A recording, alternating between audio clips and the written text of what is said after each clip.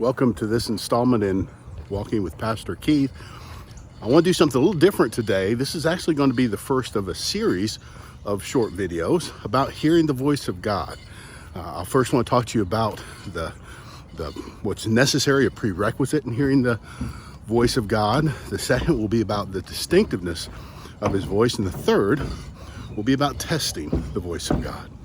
So, Jesus one time said, "My sheep hear my voice." And that's his promise that as his kids, we should be hearing from him. We should hear his voice in our spirit. Now, when I was a young Christian, I would hear people say, well, God told me this or God told me that. And I'd immediately ask, I said, well, how did you know that? How did you hear that? What does God's voice sound like? And I never got a straight answer, which really made me wonder if they were just making stuff up because they couldn't explain how to hear the voice of God to somebody who wanted to begin hearing the voice of God. So,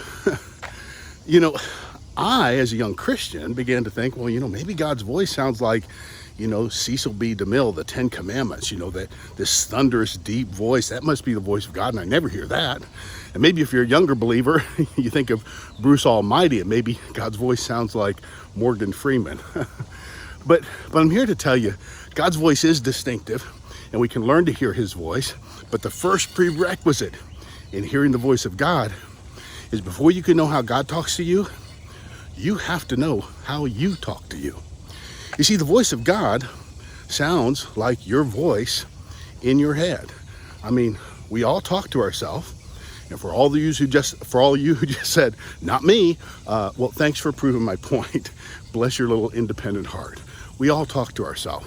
And there is a voice that is internalized that it can be us talking to us. It can mimic, some of the caustic messages we've heard from parents and authority figures.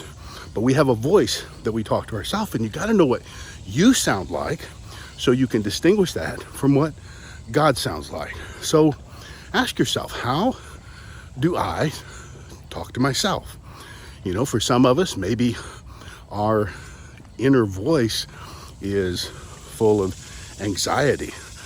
Maybe it's full of fear. Maybe it's a little obsessive. Gets a hold of a thought, can't let it go.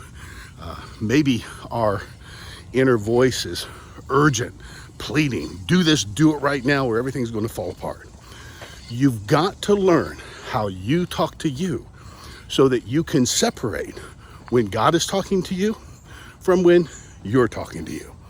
So, as a little exercise today, I just encourage you to begin to think about how you talk to yourself. How do you talk to yourself when you're sad? How do you talk to yourself when you're mad? How do you talk to yourself when things go wrong, when situations or circumstances are adverse?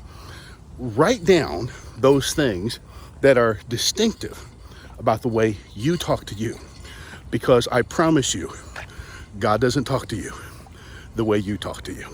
Now, I can't wait till next time, and we'll talk about what makes the voice of God distinctive in our life, in our spirit, and I'm sure you'll want to tune in for that.